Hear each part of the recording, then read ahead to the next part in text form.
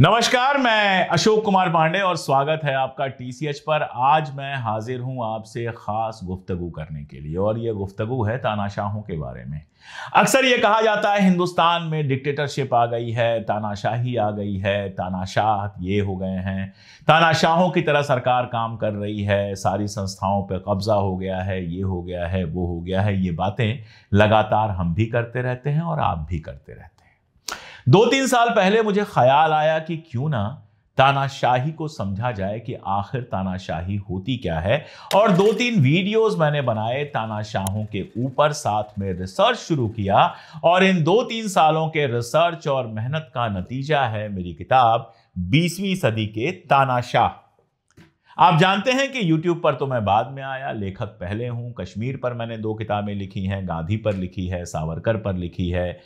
हिंदी के बड़े साहित्यकार और इतिहासकार थे महापंडित राहुल सांकृत्यायन, उन पे किताबें लिखी हैं और भी किताबें मैंने काफी लिखी हैं। इसी क्रम में मेरी ये नई किताब है 20वीं सदी के तानाशाह, जिसमें पिछली सदी के 5 तानाशाहों का 6 तानाशाहों का मैंने किस्सा लिया है।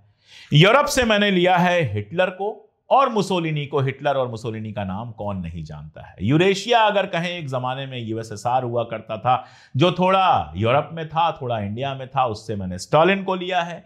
एशिया से मैंने लिया है नॉर्थ कोरिया के तानाशाह फैमिली जो है किम इल सुंग, उसको मैंने लिया है, जो खुद थे, उसके बाद उनके बेटे आए और उसके बाद उनके पोते हैं। और मैंने अफ्रीका से लिया है ईदी अमीन को, साथ में मैंने चिली से लिया है पिनोशे को, जिनका नाम आप लोगों ने थोड़ा कम सुना होगा क्योंकि अमेरिका के सपोर्ट से यह तानाशाह सत्ता में आया था, इसीलिए इसकी बात कम होती है। और जब मैंने 20वीं सदी के तानाशाहों पर रिसर्च करके ये किताब लिखी तो मुझे समझ में आया कि 21वीं सदी के तानाशाहों के भी बहुत सारे गुण 20वीं सदी के तानाशाहों से मिलते हैं। जैसे हिटलर हो या मुसोलिनी हो या किम इल सुंग हो या पिनोशे हो या फिर ईदी अमीन हो, इन सब की एक खासियत यह थी कि इनको अपने फोटो से बहुत प्यार था। ये बहुत सारे फोटो खिंचाया करते थे। इनके फोटो हर जगह दिखते थे, रेलवे स्टेशन पर, हवाई अड्डे पर, बिल्डिंगों में, स्कूलों में, कॉलेजों में। तब टीवी था नहीं, इंटरनेट भी नहीं था, लेकिन बाकी जगहों पर इनकी तस्वीरें छाई रहती थी। हर अखबार के पहले पन्ने पर इनकी तस्वीर छपती थी। अब आप जानते हैं कि 21वीं सदी में भी जो तानाशाह बनने की कोशिश कर रहे हैं, उनको तस्वीरें खिंचाने का बहुत शौक है। दूसरा, मैंने ये देखा कि ये तानाशाह सबसे पहले इतिहास बदलने की कोशिश करते हैं।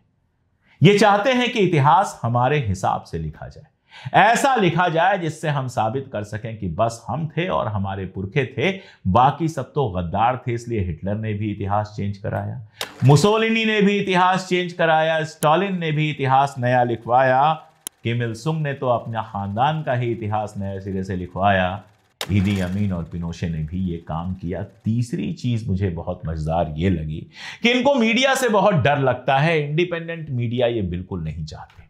ये चाहते हैं गोदी मीडिया, ऐसी मीडिया जो दिन रात सिर्फ इनकी तारीफ करे। इसलिए जो पत्रकार इनके मुखालिफ लिखते हैं उनको किनारे लगा दिया जाता है, जो अखबार इनके खिलाफ लिखते थे उनको किनारे लगा दिया जाता था। तो हर अखबार में इनकी सिर्फ और सिर्फ तारीफ छपती थी, इनके हर स्ट्रोक को मास्टर स्ट्रोक बताया जाता था, और जो इनकी मुखालिफत करने की कोशिश करते थे उनको किनारे लगवा दिया जाता था। उस जमाने में तो फांसी पे चढ़ाना, गोली मार देना, लेबर कैंप में भेज देना, जेलों में भेज देना, ये सब होता था। आजकल थोड़ा अलग तरीके से किनारे लगाया जाता है। प्राइवेटाइजेशन का जमाना है तो प्राइवेट चैनलों से उनको बाहर कर दिया जाता है। और भी बहुत सारे गुण मिलते हैं। जैसे हिटलर को प्रोफेसरों से बड़ी दिक्कत थी।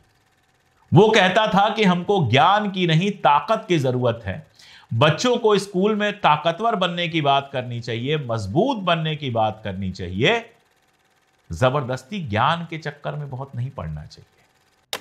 अभी उमर खालिद के ऊपर जो मुकदमा चल रहा है, उसमें दिल्ली पुलिस ने कहा कि बुद्धिजीवी कई बार आतंकवादियों से ज्यादा खतरनाक होते हैं। पढ़े लिखे लोगों से पता नहीं क्यों तानाशाहों को बड़ी दिक्कत होती है। शायद उनको लगता है कि जो पढ़ते लिखते हैं, वो देश और समाज को समझते हैं, वो कहीं हमारी हकीकत सामने ना ला दें। इसलिए इनके ज़मानों में आप देखते हैं कि पढ़ने लिखने वालों के साथ बड़ा अत्याचार किया जाता है। ये यूनिवर्सिटीज़ बनाना पसंद नहीं करते, ये अपनी मूर्तियां लगवाना पसंद करते हैं। किम इल सुंग के बारे में बताऊं कि जब वो मरा तो पूरे मुल्क में 14,000 से ज़्यादा उसकी मूर्तियां लगी हुई थी और पूरे देश में जो भी उसका शोक नहीं मना रहा था, जो उसकी मूर्तियों के सामने रो नहीं रहा था, उसको जेल भेज दिया गया। और भी बहुत सारे गुण हैं। जैसे जैसे आप तानाशाहों को पढ़ना शुरू करेंगे, जैसे तानाशाह अपनी सेल्फ इमेज को लेकर बहुत परेशान रहता है। वो चाहता है कि लोग मुझे नॉन बायोलॉजिकल समझें, लोग मुझे समझें कि बस मैं सबसे महान हूं। तो हिटलर ने पूरी जिंदगी शादी नहीं की, उसके तमाम औरतों से संबंध रहे। जब वो गया इटली और इटली के राजा ने उसको अपने घर पे ठहराया तो उसने अपने लिए लड़की की मांग की।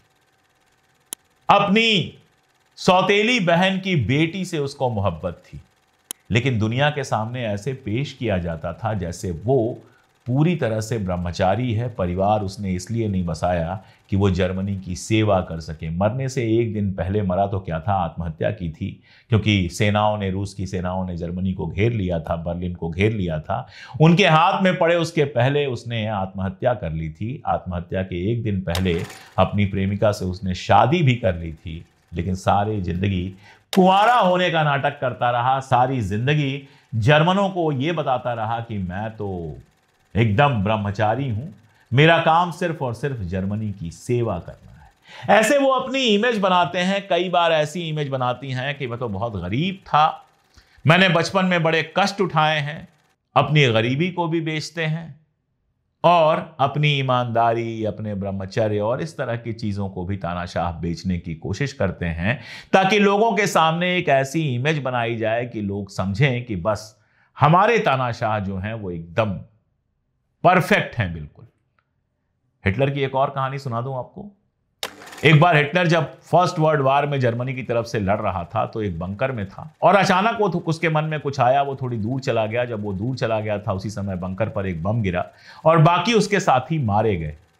बाद में उसने कहा कि मैं नॉन बायोलॉजिकल हूं, मैं ईश्वर से सीधे बात करता हूं, ईश्वर मुझे बचाता है, मैं जो कुछ करता हूं वो ईश्वर के कहने पर करता हूं। तो बस ये समझ लो कि ईश्वर का पैगंबर मैं धरती पे हूं, इसलिए मैं जो कहूं उसको सही मानो। इसके अलावा तानाशाहों को हमेशा एक दुश्मन की जरूरत पड़ती है और आमतौर पर अल्पसंख्यकों को दुश्मन बनाया जाता है। हिटलर ने जर्मनी की सारी समस्याओं के लिए यहूदियों को मान लिया कि यहूदी जो है वही सारी समस्या के लिए जिम्मेदार हैं। अगर पहले वर्ल्ड वार में हारा है जर्मनी तो उसका कारण यह है कि यहूदियों ने साजिश की है। अगर जर्मनी के अंदर आर्थिक संकट चल रहे हैं तो उसके लिए यहूदी जिम्मेदार हैं, हर चीज के लिए यहूदी जिम्मेदार हैं। और गैर यहूदी जो वहां की जनता थी, ईसाई जनता थी, उसको यहूदियों के खिलाफ खड़ा कर दिया, यहूदियों का नरसंहार करवाया। ऐसे एक अल्पसंख्यक तबके के खिलाफ बहुसंख्यक तबके को खड़ा कर देना, उसको उसका गौरवशाली इतिहास याद दिलाना और ये कह देना कि यहूदियों को अगर तुम मारते हो, यहूदियों से नफरत करते हो तभी देशभक्त हो, ये तानाशाहों को बहुत सूट करता है। कहीं वो यहूदी होते हैं, कहीं मुसलमान होते हैं। अपने देश में भी आप देखिए, दुनिया की हर मुश्किल के लिए, देश के हर परेशानी के लिए मुसलमानों को जिम्मेदार ठहरा दिया जाता है और अल्पसंख्यकों को किनारे लगा के जो बहुसंख्यक हैं उनके अंदर भरा जाता है कि तुम तो सनातन हो, तुम्हारा तो बड़ा गौरवशाली अतीत है। जो लोग हिंदू मुस्लिम एकता की बात करते हैं उनको देश का दुश्मन कहा जाता है।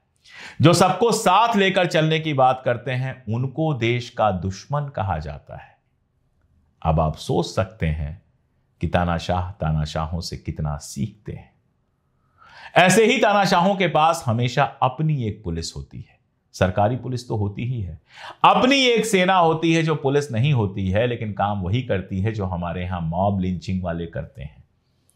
यानी सरकार के दुश्मनों का सफाया करती है, माहौल बनाती है समाज में नफरत का और नफरत की आग को और भड़काती है। आप जब हिटलर की जो सेनाएं थी, प्राइवेट आर्मीज थी, या फिर मुसोलिनी की जो प्राइवेट आर्मीज थी, या फिर बाकी जगहों पर ईदी अमीन की जो प्राइवेट आर्मीज थी या फिर रशियन एम्पायर में जो यूएसएसआर था उसमें जो चीका बनाई गई थी जो बाद में केजीबी बन गई, अगर उसको आप देखेंगे तो आपको समझ में आएगा कि कैसे ऐसी ताकतों का इस्तेमाल अपने दुश्मनों को निपटाने में किया जाता है। और भी बहुत सारी खूबियां आपको मिल जाएंगी। तानाशाह हमेशा ये कहता है Hitler is always right. Mussolini भी कहता था मुसोलिनी इज ऑलवेज राइट। मतलब तानाशाह कभी गलत हो ही नहीं सकता है। उसका हर स्ट्रोक मास्टर स्ट्रोक है, उसकी हर बात सही है, लेकिन अंत बड़ा गड़बड़ होता है। आप देखिए, हिटलर को आत्महत्या करनी पड़ी, मुसोलिनी को मार के उल्टा लटका दिया गया उसकी प्रेमिका पिटाकी के साथ, ईदी अमीन को अपना देश छोड़कर भागना पड़ा। उत्तर कोरिया अलग है, अभी तक किम इल सुंग का खानदान चल रहा है, इसलिए वहां पर कुछ नहीं हुआ। हालांकि उत्तर कोरिया में जिस दर्जे की गरीबी है, परेशानियां हैं, वो अपने आप में एक अलग किस्सा कहता है। स्टालिन को आप कह सकते हैं, लेकिन उसका आखिरी वक्त याद कीजिए। अपने डाचा में था, डाचा को आप कह सकते हैं फार्म हाउस जैसा। अपने कई डाचाओं में से एक डाचा में था वो, और डाइनिंग टेबल के सोफे के पास बैठे बैठे उसके दिमाग की नसें फट गईं। अपने ही पेशाब में डूबा हुआ वो घंटों पड़ा रहा, लेकिन जो उसके सबसे करीबी लोग थे, लावेंती बेरिया, ख्रुश्चेव, उन्होंने इलाज कराने की जगह उस टाइम का इस्तेमाल किया कि बस इसके मरने के बाद हम सत्ता पर कब्जा कर लें। 14 घंटे तक उसका कोई इलाज नहीं कराया गया। अपने पेशाब में डूबा स्टालिन बेचारा पड़ा रहा, उसके परिवार, बेटे और बेटी को भी सूचना नहीं दी गई, और उसके बाद सारा फैनफेयर हुआ, बड़े शान से उसका अंतिम संस्कार किया गया। लेकिन जो लोग सत्ता में आए उनके मन में उसके लिए डर जरूर था, इज्जत नहीं थी। और उसके मरने के 30 साल के अंदर वो सोवियत संघ बिखर गया, जिस सोवियत संघ को बनाने के लिए उसने हर तरह का धत्कर्म किया था। जब यह किताब आई तो बहुत सारे लोग नाराज हुए कि आपने स्टालिन को कैसे शामिल किया। 2-3 सवाल पूछ लेता हूं।